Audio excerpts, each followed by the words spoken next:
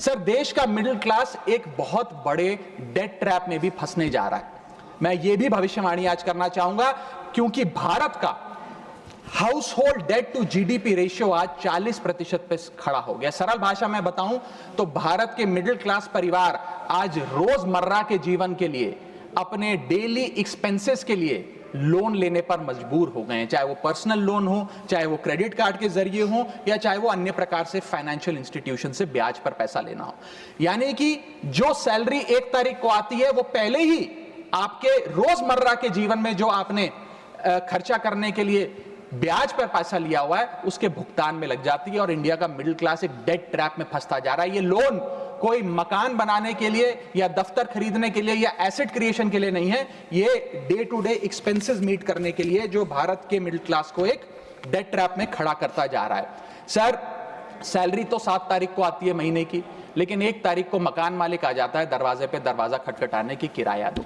और सारी उम्र काम करने के बाद एक मिडिल क्लास का आदमी सोचता है कि अंत में रिटायरमेंट के समय एक छोटा सा अपना मकान, जमीन खरीद के मकान बनाऊंगा। जमीन खरीद के मकान बनाना तो छोड़िए सर, आज रियल एस्टेट के प्राइसेस आपकी अर्निंग्स, मिडिल क्लास की अर्निंग्स के मुकाबले इतने ज्यादा हैं कि रिटायरमेंट 2-3 जन्म काम करने के बाद, रिटायरमेंट लेने के बाद भी शायद वो 2 BHK अपार्टमेंट भी नहीं खरीद पाएगा। इसीलिए मिडिल क्लास आज सरकार को वो गाना सुनाना चाहता है कि सारी उम्र हम मर मर के जी लिए, एक पल तो अब हमें जीने दो।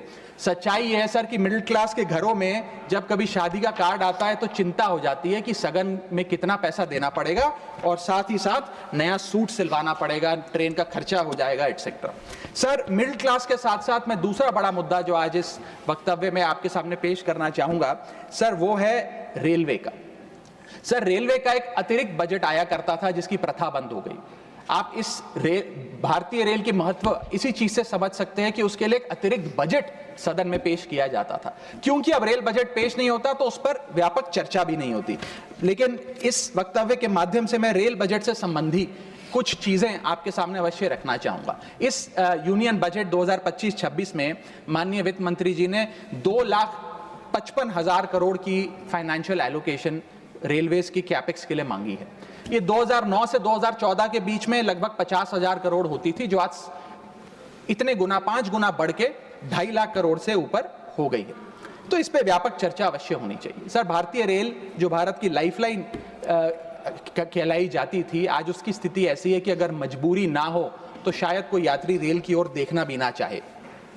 रेल जनता का रेल जरूर बना रही है, और इसका कारण यह है कि भारतीय रेल को अपनी PR, सोशल मीडिया कैंपेन्स और रील्स ज्यादा पसंद है, ना कि रेल की सुविधाओं को कैसे बेहतर करना है वो पसंद है।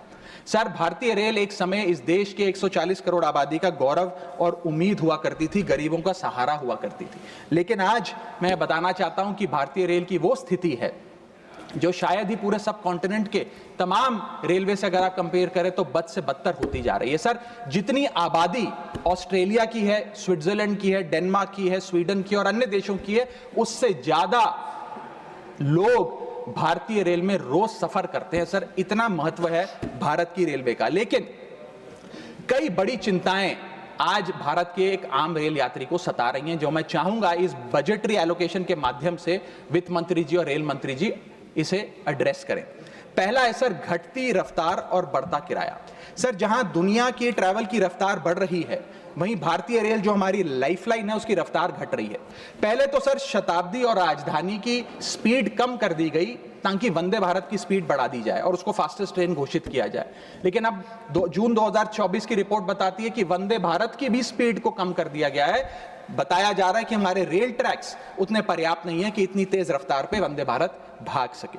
सर, आज हम विश्व गुरु बनने तो अवश्य चले हैं, लेकिन यह बात जाननी भी जरूरी है कि चीन और जापान की सबसे स्लोएस्ट रफ्तार पे चलने वाली ट्रेन भारत की सबसे फास्टेस्ट रफ्तार पे चलने वाली ट्रेन से कहीं ज्यादा तेज दौड़ती है सर। और अगर रेल धीमी होगी तो देश की इकोनॉमी, देश की अर्थव्यवस्था का चक्का धीमा चलेगा।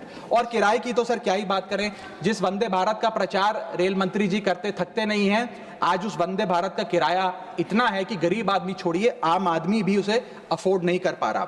सर, वित्तीय वर्ष 2013-14 में एवरेज फेयर पर पैसेंजर पर किलोमीटर 32 पैसे हुआ करता था। 2021-22 वित्तीय वर्ष में ये 107% बढ़ के 66 पैसा हो गया है सर। इतने रेल के किराए में इजाफा देखा गया है। हवाई चप्पल वालों को हवाई यात्रा कराने का वादा था सर, लेकिन हवाई चप्पल पहनने वालों को इतना निचोड़ दिया कि शायद अब वो रेल यात्रा के भी लायक नहीं रहे सर। दूसरी समस्या है, बुरी हालात है थर्ड एसी और सेकंड एसी के। थर्ड एसी सेकंड एसी को सर एक समय पर जनरल बोगी, एक समय पर लग्जरी माना जाता था, लेकिन आज वो जनरल बोगी से भी बुरी स्थिति में है।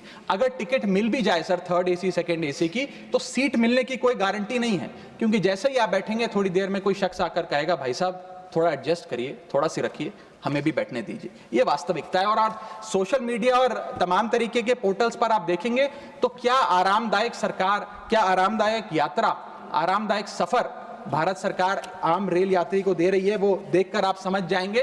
जैसे कहते हैं ना सर, हिंदी का सफर अंग्रेजी का सफर बन गया है भारतीय रेल के एक यात्री के लिए। कई रूट्स पर आलू की बोरियों की भांति लोगों को ठूसा जा रहा है, और अगर शौचालय में भी, ट्रेन के टॉयलेट में भी सीट मिल जाए तो आदमी अपने आप को सौभाग्यशाली समझता है सर।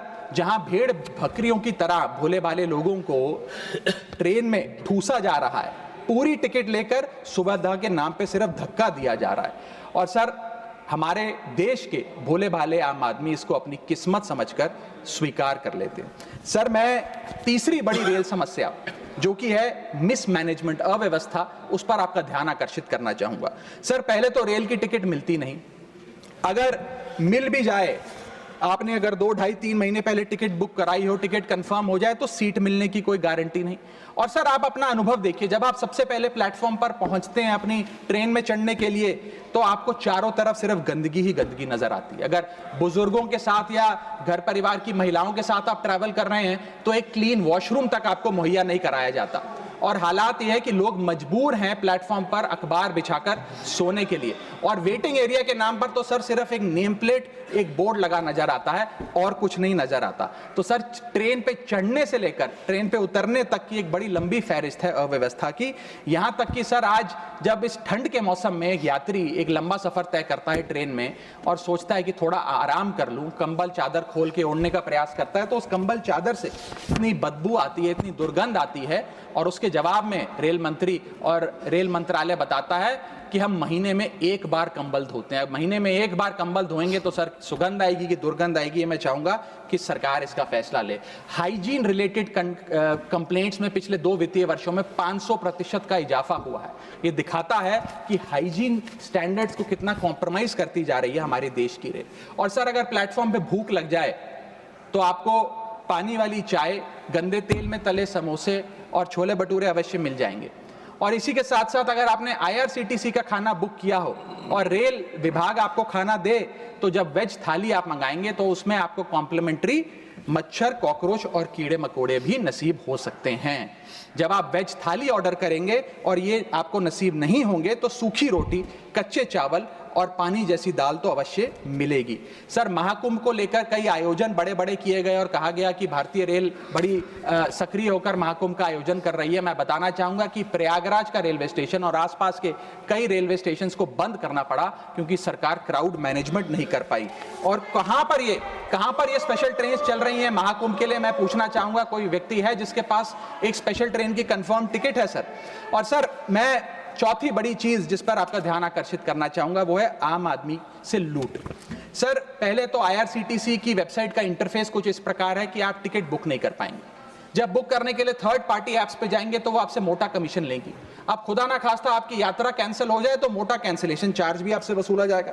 और प्लेटफॉर्म टिकट की तो क्या बात करें सर, आपके सगे संबंधी अगर आपको प्लेटफॉर्म पर छोड़ने आए तो कितना प्लेटफॉर्म पे खर्चा होता है, कितनी प्लेटफॉर्म टिकट किस रेट पर वसूली जाती है वो आपको पता है सर। और हालात ऐसे हैं कि वहां पर बिस्लरी का पानी आप प्लेटफॉर्म पर खरीदिए तो बिलसेरी का नकली पानी आपको दिया जाता है। ऐसे ऐसे ब्रांड्स के चिप्स, चॉकलेट्स, बिस्किट्स और पानी दिया जाता है जिन ब्रांड्स का आपने कभी नाम नहीं सुना। सर पांचवी समस्या है ज्यादा से ज्यादा नॉर्मल ट्रेन चलाने की आवश्यकता। सर बुलेट ट्रेन और वंदे भारत से ज्यादा किफायती यात्रा नॉर्मल ट्रेन में हो जाए तो देश का आम आदमी खुश हो जाएगा। आज इस भीषण महंगाई और भयंकर बेरोजगारी का आलम कुछ इस प्रकार है कि लोगों के पास समय ही समय है लेकिन पैसा नहीं है। भले ही आप आधा एक घंटा रफ्तार धीमी कर दें, लेकिन 2000 रुपए में मिलने वाली टिकट को ट्रेन की 500-600 रुपए कर दें तो आम आदमी का बहुत भला हो जाएगा। सर, इसी के साथ साथ मैं बुजुर्गों की बंद हुई सब्सिडी पर भी आपका ध्यान आकर्षित करना चाहूंगा।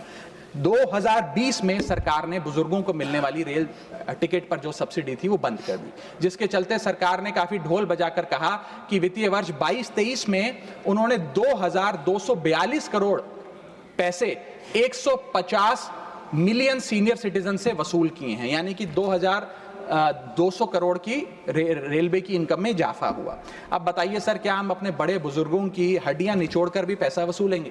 पूरी जिंदगी भर काम करने के बाद एक सीनियर सिटीजन सोचता है कि रिटायरमेंट के बाद तीर्थ करने जाऊंगा, धार्मिक स्थानों पे जाऊंगा, लेकिन आज हम ये सब्सिडी बंद करके उन पर महंगाई का एक बड़ा बर्डन डाल रहे हैं। मैं वित्त मंत्री जी को और रेल मंत्री जी को कहना चाहूंगा कि अगर ये बड़े बुजुर्ग तीर्थ यात्रा पे जाएंगे तो शायद आप ही के लिए दुआएं मांगेंगे।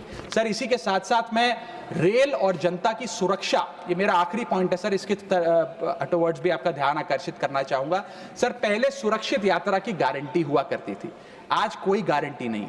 रेल मंत्री कहते हैं हमने कवच सिस्टम नाम का एक नया सिस्टम लागू किया है जिससे अब रेल दुर्घटनाएं बंद हो जाएंगी। सर, क्या एक महीना भी ऐसा बीता कवच सिस्टम लागू होने के बाद जब रेल दुर्घटना का कोई समाचार हमारे पास नहीं आया? सर, बीते 5 सालों में 200 से ज्यादा रेल एक्सीडेंट्स हुए हैं, जिसमें 400 से ज्यादा लोगों की मौत और अनगिनत लोग इंजर हुए हैं। सीएजी की वर्ष 2000 जो अभी रिपोर्ट आई वो बताती है कि वित्तीय वर्ष 2018 से 2021 के भीतर जितनी भी ट्रेन एक्सीडेंट्स हुए उसका 75% कारण लैक ऑफ ट्रैक मेंटेनेंस, यानी कि रेल ट्रैक की मेंटेनेंस में जो कमी है उसकी वजह से रेल की दुर्घटनाएं हो रही हैं। हम ये हाउस 2.5 लाख करोड़ रुपए सैंक्शन करने जा रहा है भारतीय रेल को। मुझे उम्मीद है कि कम से कम ट्रैक मेंटेनेंस तो ठीक ठाक तरीके से रेलवे विभाग कराएगा।